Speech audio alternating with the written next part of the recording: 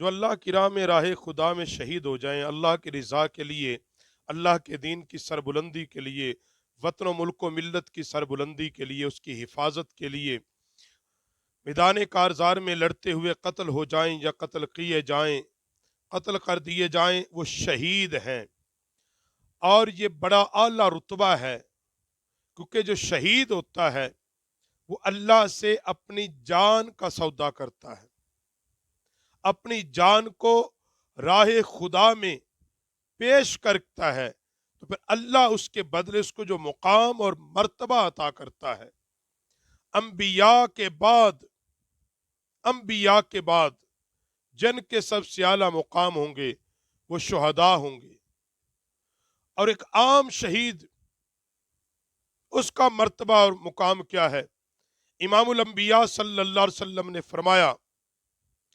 اللہ تعالیٰ نے شہید کے لیے 6 باتیں فرمائی، 6 باتیں شہید کے لیے ہیں۔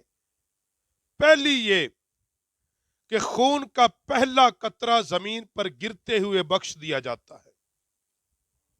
اس کا ٹھکانہ اسے جنت میں دکھا دیا جاتا ہے، عذاب قبر سے اس کو محفوظ رکھا جاتا ہے،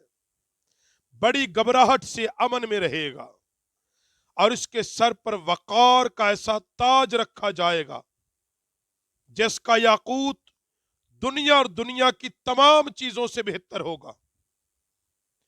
اور فرمایا اس کے نکاح میں بڑی بڑی آنکھوں والی 72 حوریں دی جائیں گی، اور پھر فرمایا اس کے عزیزوں میں سے 70 آدمیوں کے لیے اس کی شفاعت کو قبول کیا جائے گا۔ جو شہید ہوگا قیامت کے دن، اس کے اعزا اقربا کے لیے اللہ اسے حکم دے گا، ان میں سے 70 بندوں کے لیے تو میری بارگاہ میں شفاعت کر دے۔ عبداللہ بن عمر بن عاص کہتے ہیں کہ حضور علیہ السلام نے فرمایا، اللہ کی راہ میں قتل کیا جانا قرض کے علاوہ ہر گناہ کو مٹا دیتا ہے، قرض کے علاوہ ہر گناہ کو مٹا دیا جاتا ہے۔ اور آقا علیہ السلام نے فرمایا، جو شخص اللہ تعالیٰ سے سچے دل سے شہادت طلب کرے، صدق دل سے شہادت کا طالب رہے، فرمایا اللہ اسے شہادت کا مرتبہ عطا فرما دیتا ہے، اگرچہ اپنے بستر پر مر جائے۔ اور یہ بات یاد رکھو، انسان کو چاہیے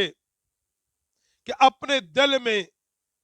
شہید ہونے کی خواہش کو زندہ رکھے،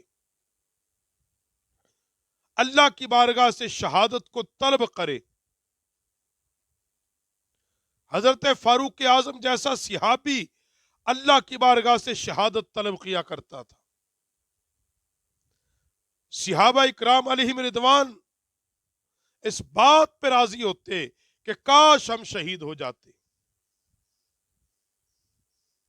اور فرمایا کہ حضرت انس پاک کہتے ہیں کہ نبی علیہ الصلوۃ والسلام نے فرمایا، اپنی جان و مال اور زبان کے ذریعے مشرقین سے جہاد کرو، جیسے بن پڑے اپنی طاقت اور بساط کے ساتھ ان سے جہاد کرو، قلم کے ذریعے، زبان کے ذریعے، عمل کے ذریعے، تلوار کے ذریعے، جس طرح تمہارے اندر طاقت اور بساط ہو، مشرقین سے جہاد کرو۔ جہاد بالسیف، جہاد بالزبان، جہاد بالقلم، جہاد بالنفس۔ اور آقا علیہ السلام نے فرمایا کہ جو شخص مر گیا اور نہ کبھی وہ جہاد میں گیا اور نہ جہاد کا خیال کیا، کبھی سوچا ہی نہیں، جہاد پر جانے کا کبھی نہیں سوچا، کبھی دل میں خیال ہی نہیں کیا، تو اللہ کے نبی نے فرمایا اس کی موت نفاق کی ایک قسم پر واقع ہوگی، منافقت کی ایک قسم پر اس کی موت واقع ہوگی۔ اور جہاد کیا ہے؟ حضرت ابو موسیٰ پاک کہتے ہیں کہ ایک شخص نے حضور کی بارگاہ میں عرض کی، یا رسول اللہ، کوئی مال غنیمت کے لیے لڑتا ہے، کوئی شہرت کے لیے، کوئی ناموری کے لیے، کوئی بہادری کے لیے، کوئی غیرت کے لیے، کوئی اللہ کی راہ میں لڑتا ہے، ان میں سے کون ہے جو شہید ہے؟ کون ہے جو اللہ کے ہاں مقبول ہے؟ میرے نبی نے فرمایا جو راہ حق میں لڑتا ہے، جو دین اسلام کے لیے لڑتا ہے، جو اس لیے لڑتا ہے کہ اللہ کے دین کا بول بالا ہو جائے، وہ مجاہد فی سبیل اللہ ہے۔ اس لیے لڑے کہ ایک اسلامی وطن کی حفاظت ہو جائے، اسلام کا پرچم سر بلند ہو جائے۔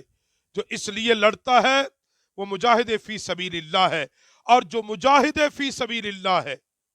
اس کی عظمت کو اللہ نے ایک نہیں قرآن پاک میں بارہا جگہ پہ ذکر کیا کہ شہید زندہ ہے، رزق دیا جاتا ہے، وہ اعلیٰ ہے، اس کے لیے مردہ خیال نہ کرو۔ اس لیے اللہ کی بارگاہ سے شہادت کو طلب کیا کرو، مانگا کرو، دل میں خیال رکھا کرو، جب موقع ملے جہاد پہ جایا کرو، جس طرح بن پڑے جیسے ہو سکے جہاد میں شرکت کیا کرو، اللہ تمہارا نام مجاہد فی سبیل اللہ میں لکھ دے گا۔